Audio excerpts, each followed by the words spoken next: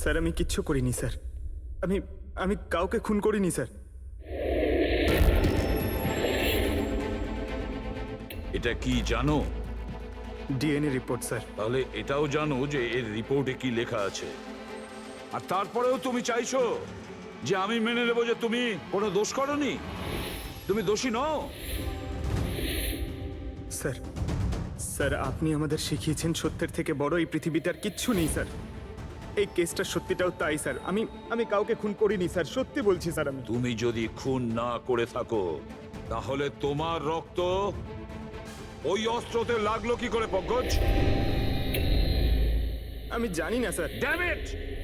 জানো না মানেটা কি? হ্যাঁ, এই যে তোমার হাতে চোট লেগেছে, ওই যে রক্ত চিহ্নটা রয়েছে, সেটাই চিৎকার করে বলছে খুনি তুমি পঙ্কজ, তুমি। আমি আপনাকে বলেছিলাম স্যার, আমি অটো করে যখন বিউরো আসছিলাম তখন কেটে গেছিল স্যার।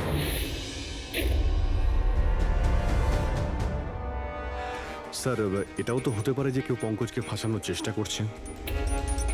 পঙ্কজ, যে লোকটা তোমার হাত কেটেছিল হয়তো সেই তোমার রক্তের স্যাম্পল নিয়ে গেছে ক্রাইম সিনে রাখার জন্য। স্যার না স্যার, স্যাম্পল ছিল না ওর কাছে। ও যখন আমার হাত কেটেছিল তখন সঙ্গে সঙ্গে রক্ত বেরোয়নি স্যার। ও চলে যাবার পর আমার রক্ত বেরিয়েছিল। ওর কাছে আমার স্যাম্পল থাকতেই পারে না স্যার। যদি তোমার রক্ত কেউ না নিয়ে থাকে তাহলে তোমার রক্ত ক্রাইম সিনে শুধু একটা কারণেই যেতে পারে পঙ্কজ, আর সেটা তখনই যখন তুমি ওখানে খুন করতে গিয়েছিলে।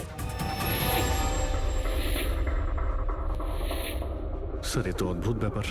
স্যার পঙ্কজ যদি মিথ্যে বলতো, আমাদের বিভ্রান্ত করতে চাইতো, তাহলে তো বলতেই পারতো যে ওর স্যাম্পল কেউ নিয়ে চলে গেছে, কিন্তু ও আমাদের সত্যি বলল। তাহলে ওর সত্যির কি কোনো দাম নেই স্যার?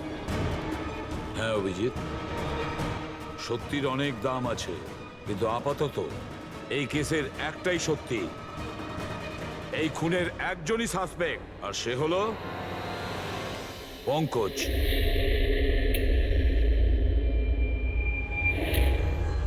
আমি তোমাকে সিআইডি থেকে সাসপেন্ড করছি। স্যার স্যার আমার কথা বিশ্বাস করুন, আমি কিচ্ছু করিনি। আমি খুন করিনি, আমি আমার বাবার দিব্যি করে বলছি স্যার। তোমার গান আর ব্যাচ। স্যার, একজন ছেলে তার বাবার শ্রাদ্ধের দিন কিভাবে তার মিথ্যে দিব্যি কাটতে পারে স্যার? আমি তোমাকে জিজ্ঞেস করিনি ফেডরিক। গান আর ব্যাচ।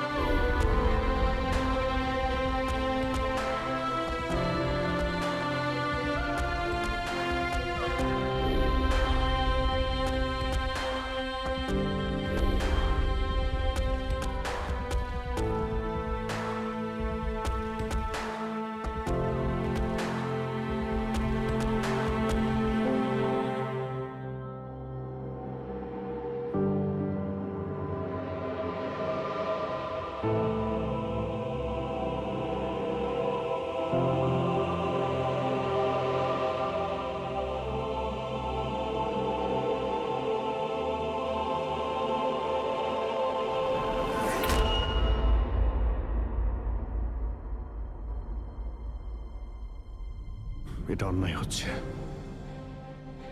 এটা খুবই অন্যায় হচ্ছে।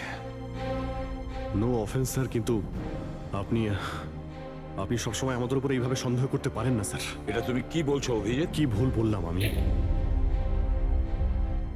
যখনই কোনো সিআইডি অফিসারকে মিথ্যে ব্লেম দেওয়া হয়েছে, আপনি আমাদের উপর কখনোই ভরসা করেন না। এটা তুমি কি বলছো অভিজিৎ? আমি তোমার কাছে এটা আশা করিনি। স্যার, আমাদেরও আপনার কাছে কিছু আশা থাকে স্যার। আপনার একটা ইশারায় আমরা যে কোনো মুহূর্তে জীবন দিতে প্রস্তুত থাকি। তাহলে এটুকু আশাও কি অন্যায় যে আপনি খারাপ সময় আমাদের পাশে থাকবেন, আমাদের আপনি সহযোগিতা করবেন? তোমাদের আমি সহযোগিতা করি না? সত্যিটা জানার চেষ্টা করিনি? সত্যিটা জানার চেষ্টা করে অনেকবার আপনি আমাদের আত্মসম্মানে আঘাত করেছেন স্যার। আমাদের দায়িত্ব আর কর্তব্যকে আপনি সন্দেহ করেছেন। যখন আমাকে মিথ্যে অপবাদ দেওয়া হয়েছিল, আপনি আমার উপরে ভরসা করেননি স্যার। আর যতক্ষণ পর্যন্ত অভিজিৎ নিজেকে নির্দোষ প্রমাণিত করছে, ওকে জেলেই থাকতে হবে। যখন দয়াকে মিথ্যে অপবাদ দেওয়া হয়, তখন ওকেও আপনি ভরসা করেননি স্যার। কিন্তু হয়তো আপনি একটা কথা ভুলে গেছেন, একবার আপনাকেও এরকম মিথ্যে অপবাদ দেওয়া হয়েছিল স্যার।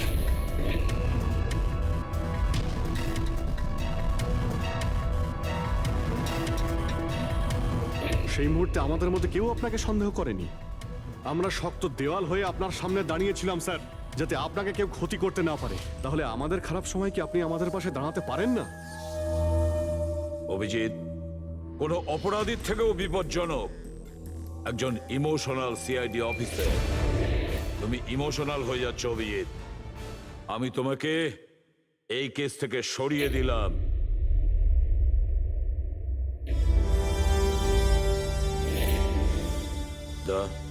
পুরবি, আজ থেকে পঙ্কজের কেস তোমরা দুজনে ইনভেস্টিগেট করবে। শুধু শুধু তোমরা দুজনে। ঠিক আছে স্যার। এখন আমার উপরে আপনার এতটুকুও ভরসা নেই যে এই কেসটাকে আমি নিউট্রাল ভাবে দেখতে পারবো কিনা। এত বছর ডিউটির পর এরকম মেডেল তো ভাগ্যবানেরাই পায়। Thank you sir.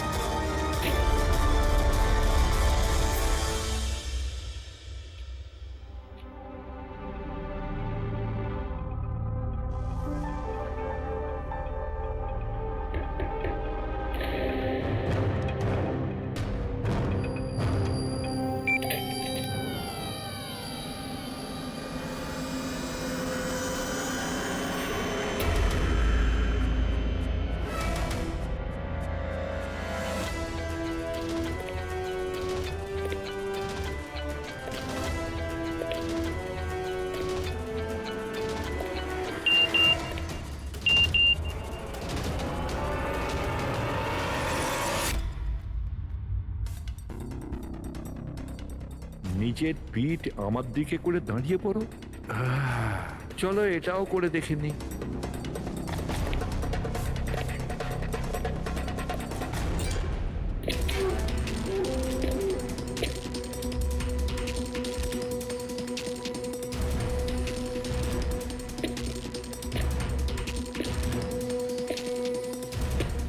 আপনি এসে গেছেন স্যার। আমি আপনার জন্য অপেক্ষা করছিলাম। ওইখানে আপনার ফাইলটা আছে, ওখানে পুরো ফাইন্যান্সিয়াল প্ল্যান পড়ে আছে এবং আমার স্থির বিশ্বাস যে আপনার খুব পছন্দ হবে।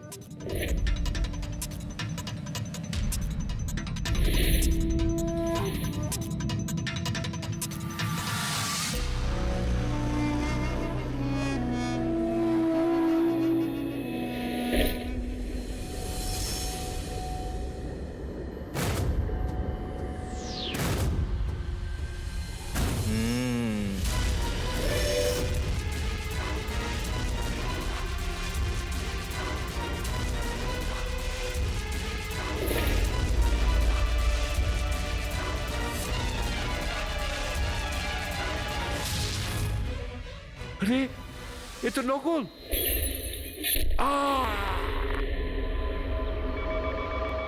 Hello ACP Pradyuman here. What? কখন? আচ্ছা ঠিক আছে,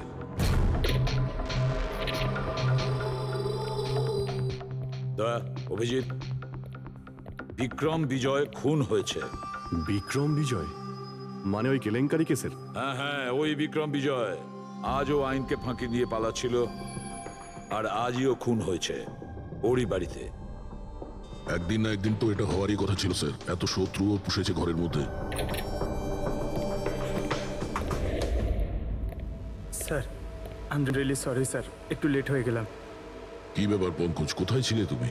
স্যার আসলে বাবার শ্রাদ্ধ ছিল আজ, তাই মন্দিরে গেছিলাম পুজো দিতে। ঠিক আছে, আর এটা হাতে কি হয়েছে? আরে স্যার আসতে গিয়ে লেগে গেল, তেমন কিছু না, খুব বেশি লাগেনি স্যার।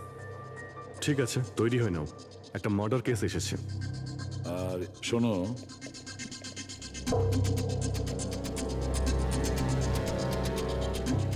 কার আবার মার্ডার হলো?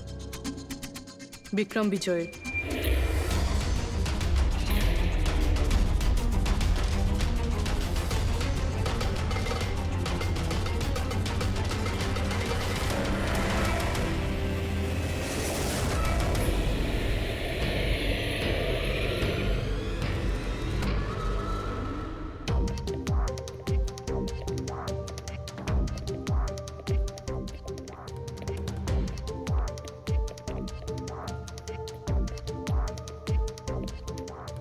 সিআইডি হ্যাঁ, স্যার, আমি গোপাল, বিক্রম স্যারের ম্যানেজার। এই তিনজন কারা? এ মোহিত, বিশাল আর ও হলো রাঘব। এরা স্যারের সিকিউরিটি গার্ডস। ও, আর ইনি? ইনি বিক্রম স্যারের ওয়াইফ মধু ম্যাডাম, আর বাকিরা সব স্টাফ। বডি কোথায়? স্যার বডি ভেতরে আছে। এই ঘাড়ে আঘাত করেছে আর পেট আর বুকেও মেরেছে। খুনি এটা শিওর হতে চেয়েছিল যে কোনোভাবেই যেন এ বেঁচে না যায়।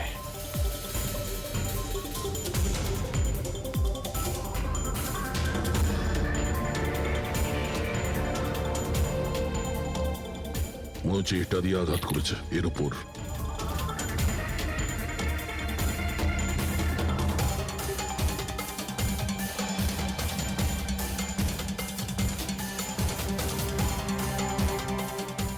বিক্রমের ফোনে শেষ মেসেজটা কোনো আননোন নাম্বার থেকে এসেছিল। নিজের পিঠ আমার দিকে করে দাঁড়াও। পিঠ আমার দিকে মানে ওই লোকটা কি একে নিজের মুখ দেখাতে চাইনি নাকি?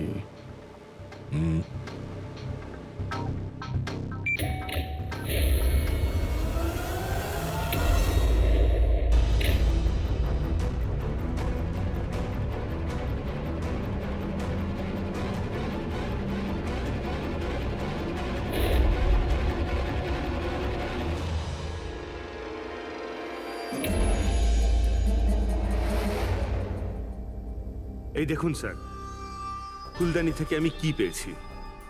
Audio recording device. ওর আমি নাম তো জানি না, কিন্তু ও যেভাবে প্রস্তুতি নিচ্ছিল ওটা দেখে তো মনে হচ্ছিল যেন ওনার কোনো বিশেষ ক্লায়েন্ট হবে, আর উনি বিক্রমের সাথে দেখা করতে চাইছিলেন। এই ক্লায়েন্ট বিক্রমের কন্ট্যাক্ট এলো কি করে? স্যার আমার জন্যে ও আগে আমাকে কন্ট্যাক্ট করেছিল। ও বিক্রম স্যারের পুরো ইতিহাস ভালো করে জানতো, আর বিক্রম স্যার ওর এই হোমওয়ার্কে খুব ইমপ্রেসড হয়েছিল, আর উনি আমাকে মিটিং ফিক্স করতে বলেছিলেন। আপনি ওর সঙ্গে আগে দেখা করেছিলেন? না স্যার, ওই ফোন করেছিল, আর সেটাও প্রাইভেট নাম্বার থেকে।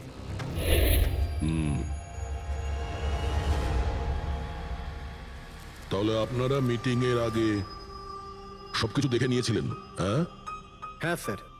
ওই রুমটা খুব ভালো করে চেক করে নিয়েছিলেন তো? হ্যাঁ। তাহলে এই অডিওর রেকর্ডিং ডিভাইস এটা রুমের মধ্যে এলো কি করে? স্যার এটা কোথায় ছিল? ফ্লাওয়ার পটের মধ্যে। ফ্লাওয়ার পটে? ওটা তো তুই চেক করেছিলিস না মোহিত? আমি চেক করেছিলাম স্যার, কিন্তু আমি এটা ফ্লাওয়ার পটে দেখতে পাইনি। দেখতে পাননি? আগে না। আচ্ছা, কিভাবে তুমি দেখলে না? ব্যুরো চলো, ওখানে সবাই খুব ভালোভাবে দেখতে পায়।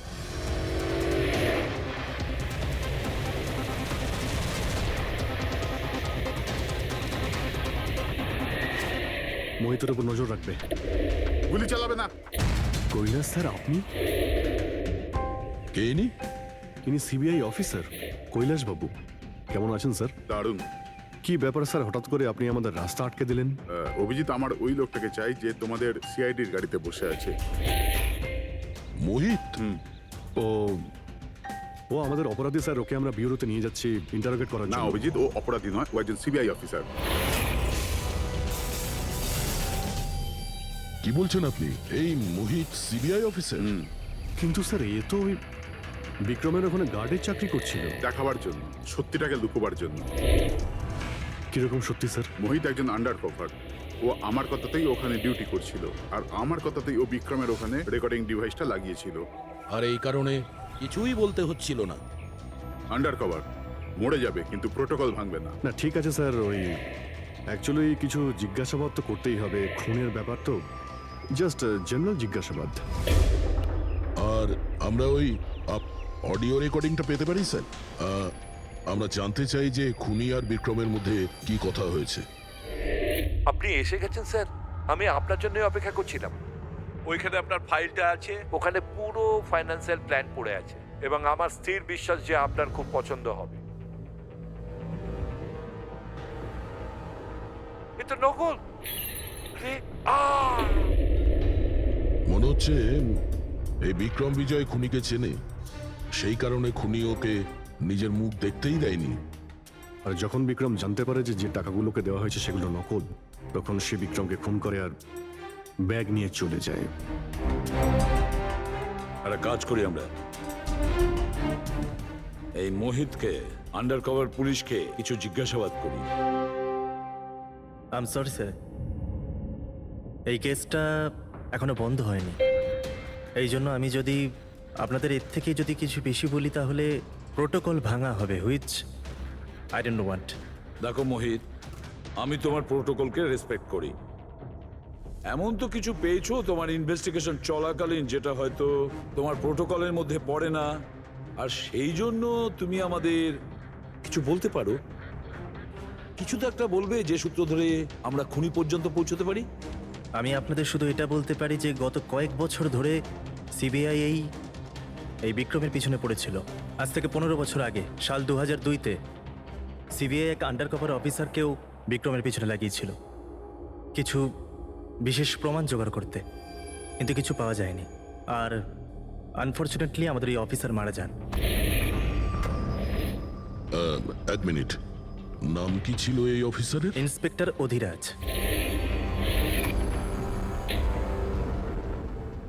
ইন্সপেক্টর অধিরাজ?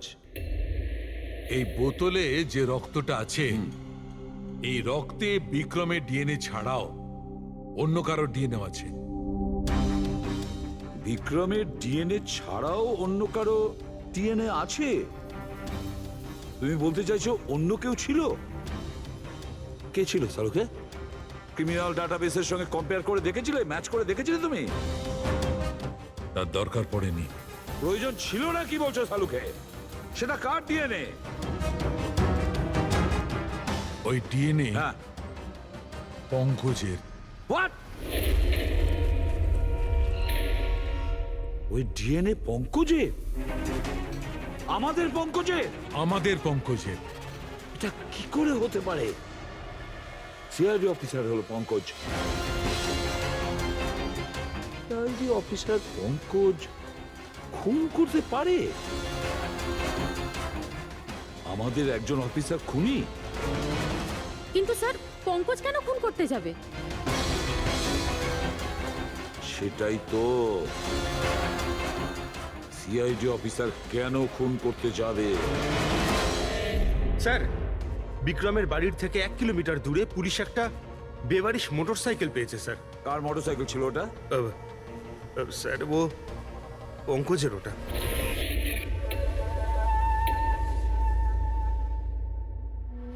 ভাবছিলাম তাই।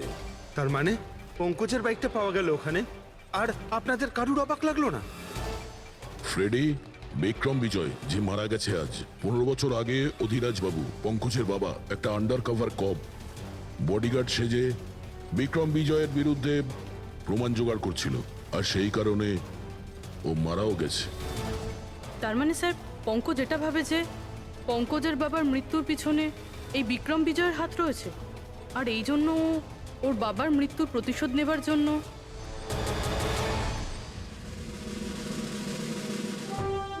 পঙ্কজ এখন কোথায়?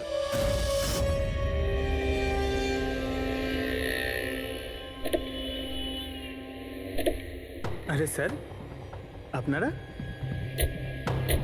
আরে এই প্রশ্নটাই তো আমরা তোমাকে জিজ্ঞেস করছি। তুমি এখানে কি করছো? তুমি তো অসুস্থ ছিলে। আরে স্যার, বাইক চুরি হয়ে গেছিল আমার। এই সামনে থানাতেই রিপোর্ট লেখাতে এসেছিলাম। এই দেখুন। আমরা জানি তোমার বাইকটা কোথায়। আপনারা কি করে জানলেন স্যার? তোমার বাইক বিক্রম বিজয়ের বাড়ির কাছে পেয়েছি। সেই বিক্রম বিজয় যে তোমার বাবার খুনি। যখন বিউরোতে এসিপি স্যার বলল যে বিক্রম বিজয়ের খুন হয়েছে, তখন তুমি জানতে না ওই বিক্রম বিজয়? হ্যাঁ স্যার। আরে তাহলে তুমি বিউরোতে কেন বললে না? তোমার বলা উচিত ছিল যে বিক্রম বিজয়ই তোমার বাবার খুনি। স্যার, বাবার শ্রাদ্ধ ছিল স্যার। মন্দির থেকে বিউরো আসছিলাম, ওনার ব্যাপারেই ভাবছিলাম, আর কিছু খেয়াল ছিল না স্যার। একদম কিচ্ছু মাথায় আসছিল না, বুঝতেই পারছিলাম না কি করব। আর এই যে তোমার হাতটা কাটা, এক্স্যাক্টলি কি হয়েছিল? স্যার, এটা তো মন্দির থেকে যখন আমি অটোতে ফিরছিলাম।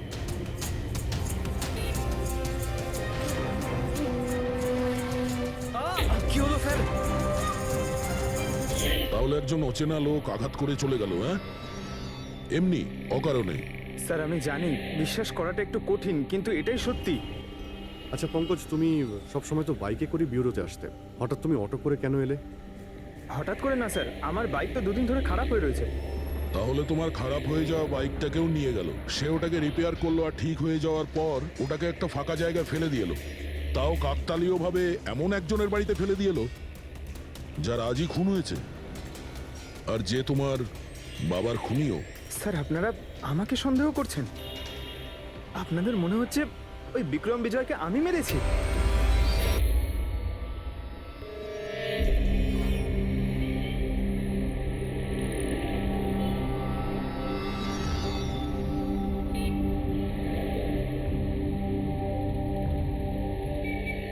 যদি এই পঙ্কজ নিজের বাড়ি থেকে বিক্রম বিজয়ের বাড়িতে যায়, তো এখানে এই জাংশন থেকেই গিয়েছে।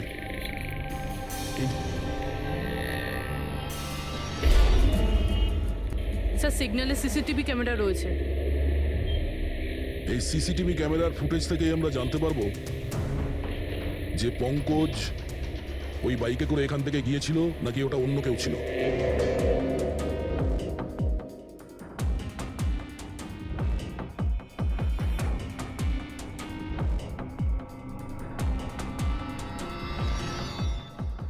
এক মিনিট রিওয়াইন্ড করো, পজ করো। স্যার, এই দেখুন, একে পঙ্কজের মতনই দেখতে লাগছে না? বাইকের নাম্বার হলো XYA4784। স্যার, পঙ্কজের বাইকের নাম্বারও এটাই। পুরবি, এই পঙ্কজ এতটা তো ভুল করবে না যে একটা অপরাধ করতে যাওয়ার আগে রাস্তায় আর একটা অপরাধ করবে, সিগন্যাল ভাঙা। নিশ্চয়ই কেউ আছে যে পঙ্কজকে ফাঁসাতে চাইছে, আর সেই কারণেই ও সিগন্যালটা ভেঙেছে, যাতে আমাদের যে সন্দেহটা আছে পঙ্কজের উপর ওটা আরো মজবুত হয়। কিন্তু স্যার, পঙ্কজকে কে ফাঁসাতে চাইবে? হতে পারে ওর কোনো পুরনো শত্রু। স্যার, আমার এমন কোনো পুরনো শত্রু নেই যে আমাকে ফাঁসানোর জন্য এরকম কিছু করবে স্যার। পঙ্কজ, খুব ভালোভাবে চিন্তা করো, কেউ তো হবে। না স্যার। যদি তোমার কোনো শত্রু না থেকে থাকে, তাহলে এই খুন তুমিই করেছো। তুমি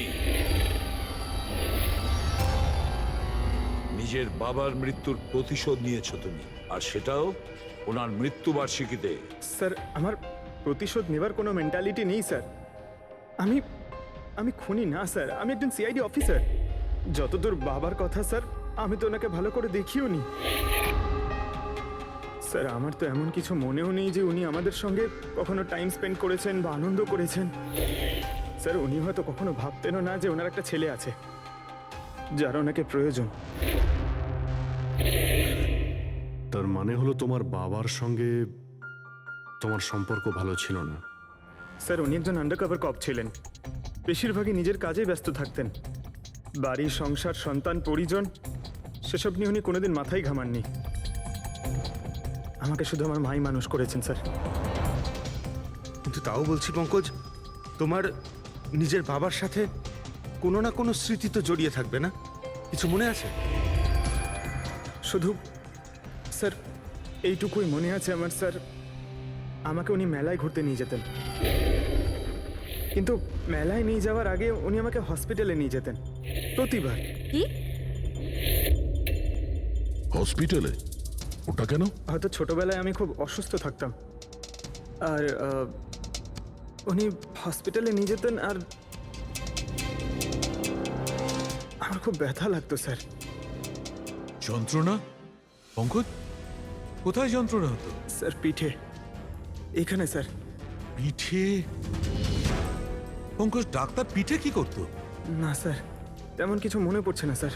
মনে করো পঙ্কজ, মনে করো কি করতো? তোমার পিঠে ইঞ্জেকশন দিত বা পিঠের থেকে রক্ত বার করতো? কি করতো মনে করো? Sir sir sir drill machine দিয়ে কিছু করতো হসপিটালে। কি বলে, ড্রিল মেশিন দিয়ে? আর তারপরে তোমার পিঠে যন্ত্রণা হতো?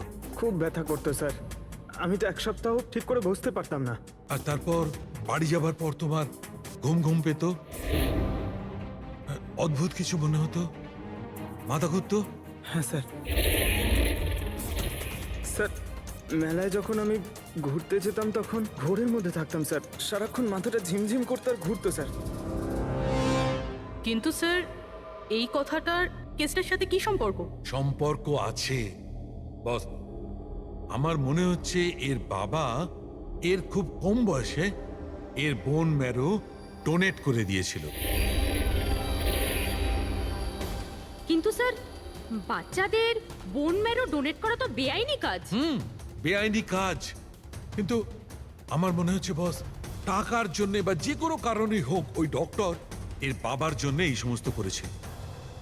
সেটা বুঝলাম স্যার, কিন্তু আমি এখনো এটা বুঝতে পারছি না যে ওই ঘটনাটার এই কেসের সাথে কি সম্পর্ক। কানেকশন এইটা পুরোপুরি, যখন কাউকে বোন ম্যারো ডোনেট করা হয়ে থাকে তখন যাকে বোন ম্যারো ডোনেট করা হয়েছে সেই ব্যক্তির হিউম্যান কাইমারিজম হয়ে যায়। হিউম্যান কাইমারিজম? এটা কি ডক্টর সালুখে? মনে করো যে লোকটাকে বোন ম্যারো ডোনেট করা হয়েছে সেই ব্যক্তিটির শরীরে দুটো ডিএনএ তৈরি হয়ে যায়। একটা ডিএনএ সেইটা যেটা ওর নিজের অরিজিনাল, আর দ্বিতীয় ডিএনএটা তার যার বোন ম্যারো তাকে ডোনেট করা হয়েছে তার। তার মানে ডক্টর, পঙ্কজের বোন ম্যারোটা যে পেয়েছে তার রক্তেও এই পঙ্কজের ডিএনএ আছে? এক্স্যাক্টলি দয়া বস, আমার মনে হচ্ছে সেই ব্যক্তিটা একটা বিশেষ লোক যার জন্য পঙ্কজের বাবা এই কাজ করেছিলেন। এমন কোন বিশেষ লোক যে পঙ্কজের বাবা ইন্সপেক্টর অধিরাজের খুব কাছের মানুষ ছিলেন, আর তার মৃত্যুর প্রতিশোধ নিতে গিয়ে ও একটা খুন করে বসে। কিন্তু কে?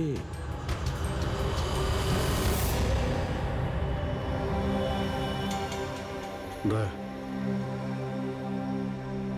High sir. Hello Abhijit. Hi Daya, কেমন হ্যালো, আছো? গুড। সরি, আপনাকে এরকম একটা জায়গাতে ডেকে আনতে হলো।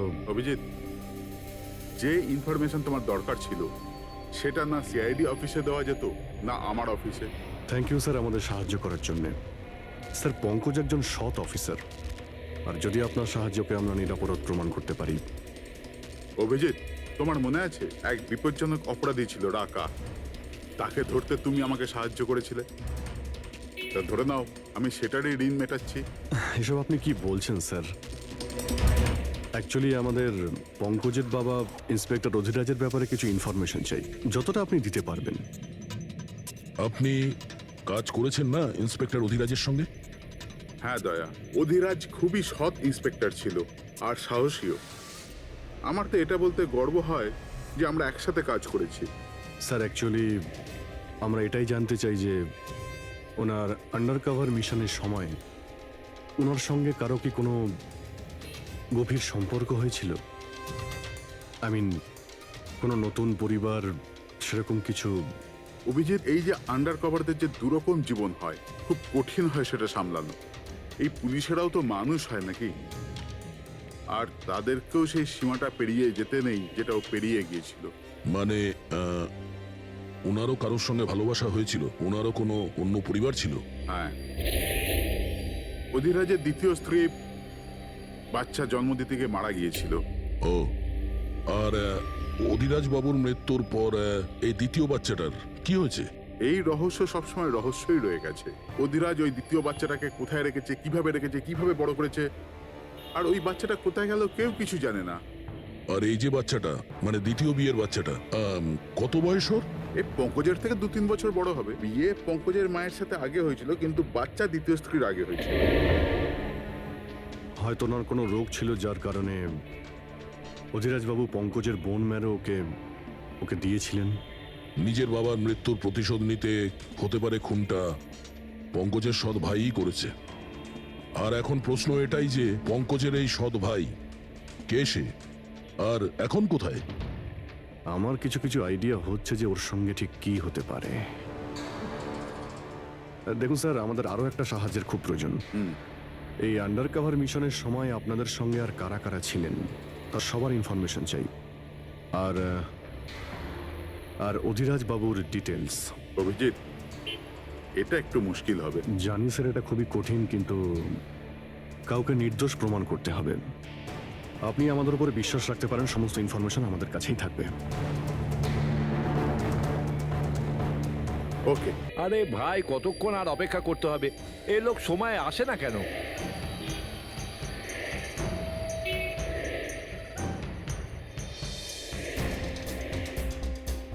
আরে ভাই, আধ ঘন্টা ধরে অপেক্ষা করছি। আজই আমার পুরো টাকা চাই। আজই আমাকে এই শহর ছেড়ে দিতে হবে। তোর হিসাব তো আমি আজ এখনই এই মুহূর্তে করব।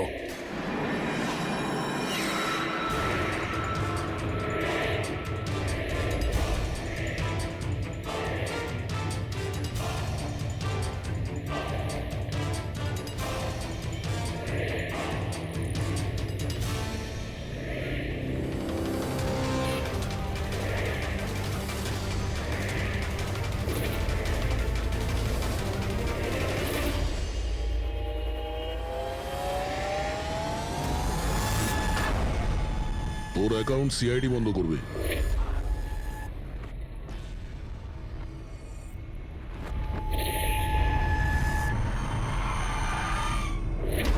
বাবার ধার মেটানো প্রত্যেক সন্তানের কর্তব্য, আর যে ছেলেটা করে তাকেই ভালো ছেলে বলা হয়, আর সেটা হলাম আমি। তুমি তো কিছু করনি, আমি নিয়েছি আমার বাবার মৃত্যুর বদলা। দেখো মোহিত, তোমাদের বাবা ইন্সপেক্টর অধিরাজ একজন সৎ, একজন কর্তব্যপরায়ণ পুলিশ অফিসার ছিলেন। কি ভাবছিলে তুমি তোমার মতন একজন অপরাধীর বাবা হয়ে গর্ব করতেন, নাকি পঙ্কজের মতন একজন সৎ সিআইডি অফিসারের উপর? তার সত্যি কথা বলতে তো বাবার সবসময়ই এই পঙ্কজের উপর গর্ব ছিল, আর ভালোবাসতো একেই বেশি। আমাকে তো উনি অনাথ আশ্রমে দিয়ে দিয়েছিলেন স্যার, যাতে ওনার দ্বিতীয় পরিবারের ওপর কোনো আঁচ না আসে। তুমি যখন এই কথাটা জানতে আমাদের কাছে এলে না কেন? আমি তো তোমার ভাই, একসঙ্গে ধরতাম বিক্রমকে, তাও আইনের পথে। চাই না আমার তোমার সাহায্য। আমাদের বাবার হত্যাকারীকে কিভাবে ধরতে হবে, কিভাবে ওর উপর প্রতিশোধ নিতে হবে, এর প্ল্যানিং আমি আগে থেকেই করে রেখেছিলাম, অনেক দিন থেকে। আর এটাই হলো কারণ আমার সিবিআই অফিসার হওয়ার। আর ঠিক আমার বাবার মতোই একটা আন্ডার কভার মিশনে গেছিলাম ওই বিক্রমের বিরুদ্ধে, কিন্তু এইবার তাকে সাজা দেওয়ার জন্য নয় স্যার, বরং ওকে শেষ করার জন্য। একজন সিবিআই অফিসার হয়েও তুমি অপরাধ করেছো, তোমাদের মতো অফিসারের জন্যই সবাই আইনের উপরে ভরসা করতে পারে না। এই কাজে কেতন তোমাকে সাহায্য করেছিল না? হ্যাঁ স্যার, কেতনও আমার বাবার সাথে কাজ করত। সেও একজন আন্ডার কভার অফিসার ছিল। সেই আমাকে সবকিছু বলেছে। আর তার বলাতেই আমি জানতে পারি যে ছোটবেলায় আমার একটা অপারেশনও হয়েছিল। আর যখন তুমি জানতে পারলে যে তোমার রক্তে দুটো ডিএনএ আছে, একটা তোমার আর একটা আমার, তুমি খুন করে আমাকেই ফাঁসিয়ে দিলে। হ্যাঁ, আর এই জন্য আমার রক্ত বার করে আমি অস্ত্রের ওপরে ছড়িয়ে দিয়েছিলাম। আর তারপর তোমার হাত কেটেছিলাম, যাতে এক তীরে দুই পাখি মরে। আমার দুই শত্রু, আমার বাবার হত্যাকারী ওই বিক্রম। Hello Kailash sir. স্যার, আমি বিক্রমের রুমেতে অডিও ডিভাইস লাগিয়ে দিয়েছি।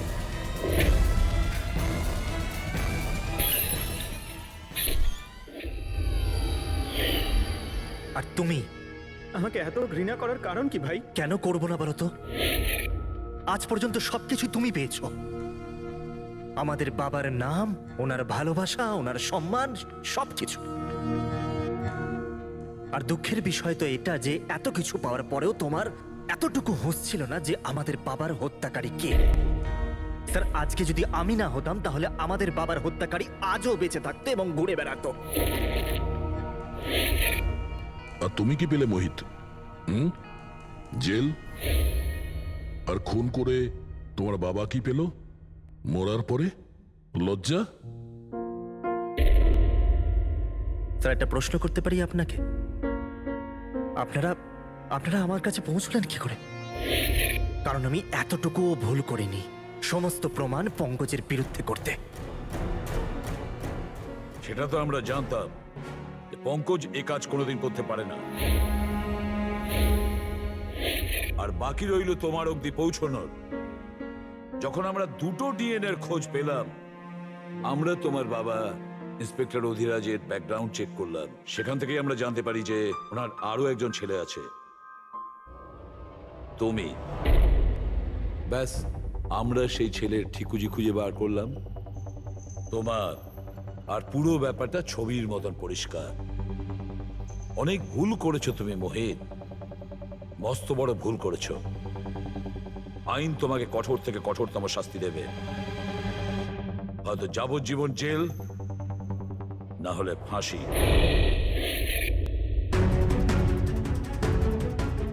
ফ্রেডরিক,